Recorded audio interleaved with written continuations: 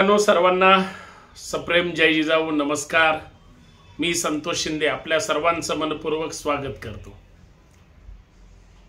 मुंबईचं नाव बदलून कदाचित लवकरच अदानी सिटी म्हणून सुद्धा जग जाहीर होईल, कारण मुंबई सरकारकडून विकली जाते।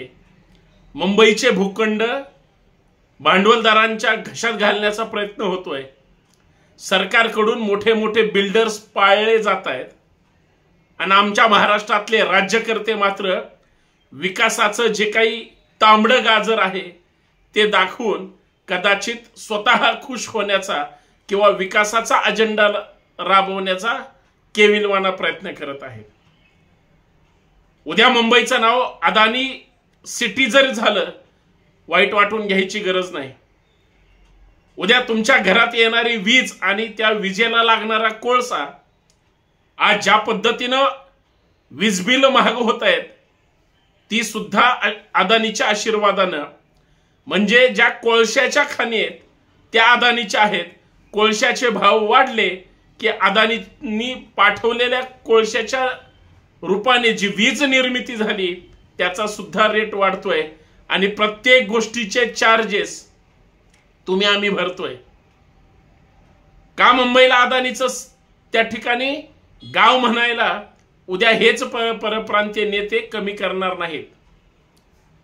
धारावी विकली अदानीच्या कंपनीला, मोठे मोठे भूखंड विकले अदानीच्या कंपनीला, जे मुंबईतले एअरपोर्ट्स आहेत विकले अदानीला, आणि अदानीनं प्रत्येक भारतीयाच्या डोक्यावर ज्या पद्धतीनं कर्ज सरकारने निर्माण केलंय ते सगळे आशीर्वाद अदानीचे आहेत, तरीही आम्हाला राग येत नाही।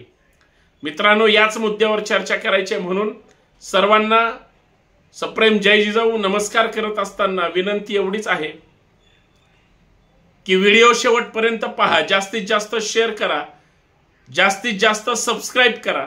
सबस्क्राइब करायला अजिबात विसरू नका, किंवा कच खाण्याची गरज नाही, पण बरं बोलण्यापेक्षा खरं बोललं पाहिजे आणि खरं बोलत असताना जे खरं आहे ते सांगितलं पाहिजे।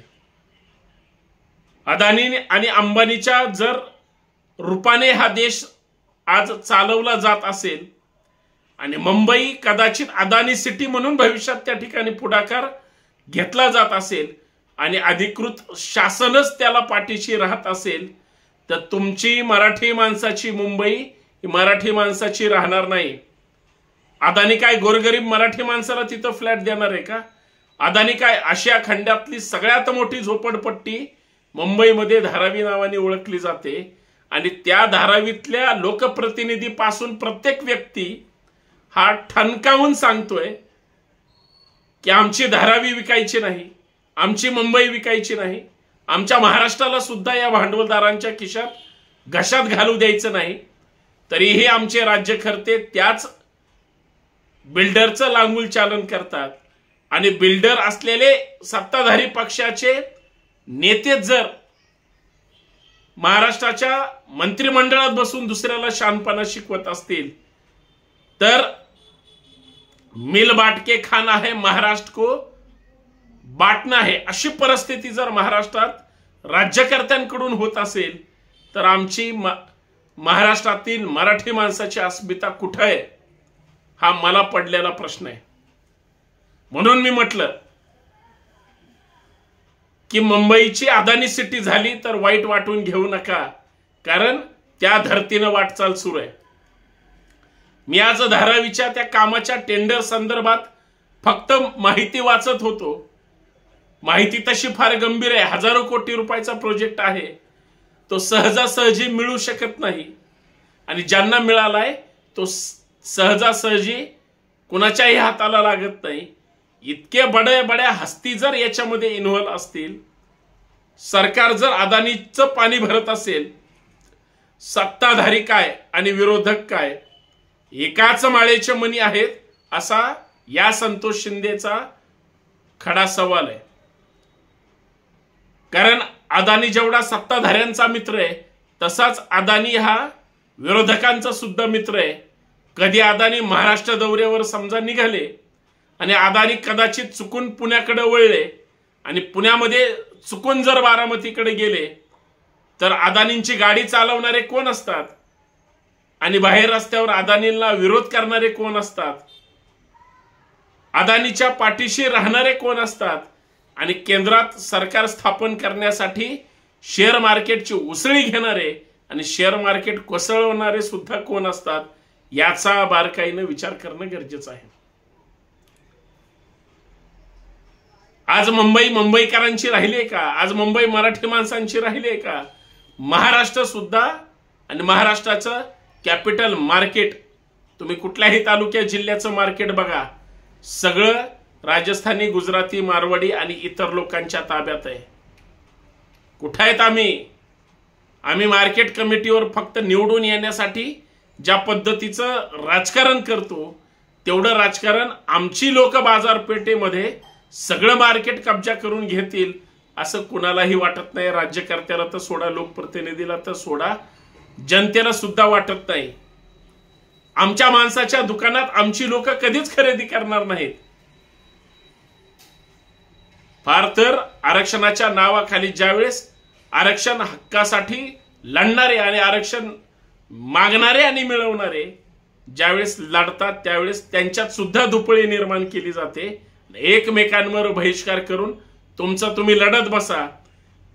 आज प्रत्येक व्यवसाय तुमच्या एरियामध्ये प्लॉटिंग सुरू असेल आणि शहरापासून बाहेर असेल, हार्डवेअरचं दुकान पहिलं ओपनिंग होतं, किराणाचं दुकान पहिलं ओपनिंग होतं ज्यावेळेस तिथं माणसं नसतात, कमी पैशात दुकानं घेऊन सुरू सुद्धा होतात आणि त्याच दुकानातून माल घेऊन त्या सगळ्या संपूर्ण भागामध्ये त्या ठिकाणी डेव्हलपमेंट होते. ते दुकान कोणाचं असतं फक्त एकदा तपासून घ्या.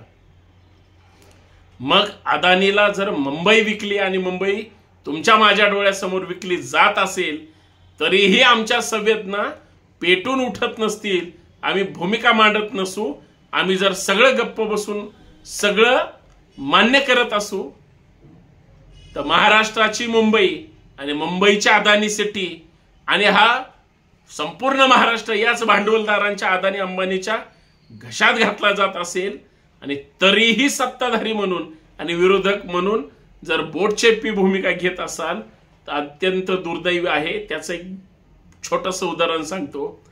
महागाई जरी वाढली तरी अदानी श्रीमंत असतात. कोरोनाला लॉकडाऊन झालं तरी अदानी श्रीमंत असतात. बेरोजगार आमच्या महाराष्ट्रातल्या कंपन्या जरी महाराष्ट्राच्या बाहेर पळवल्या तरी आमच्या इथल्या ज्या केंद्र सरकार पुरस्कृत ज्या संस्था असतात त्या सुद्धा अदानीच्या ताब्यात असतात. बरेच भूखंड हे याच अदानीच्या ताब्यात असतात. सगळं जर त्यांचं असेल तर उद्या महाराष्ट्राचं जर नाव बदललं तरी वेगळं वाटून घेऊ नका, कारण सगळं विकलं जातंय, सगळं विकलं गेलंय आणि सगळे विकून जर महाराष्ट्राला अशा पद्धतीनं मार्ग दाखवत असतील तर हे दुर्दैवी आहे. म्हणून मी सुरुवातीला म्हटलं की मुंबईचं नाव बदलून उद्या अदानी सिटी जर झालं तर वाईट वाटून घेऊ नका, कारण तुम्हीच या सगळ्या गोष्टीला कारणीभूत आहात. धन्यवाद. जय जिजाऊ, जय शिवराय. मी बोलतोय ते खरं आहे की नाही मला सांगा खाली कमेंट बॉक्समध्ये. लक्षात ठेवा.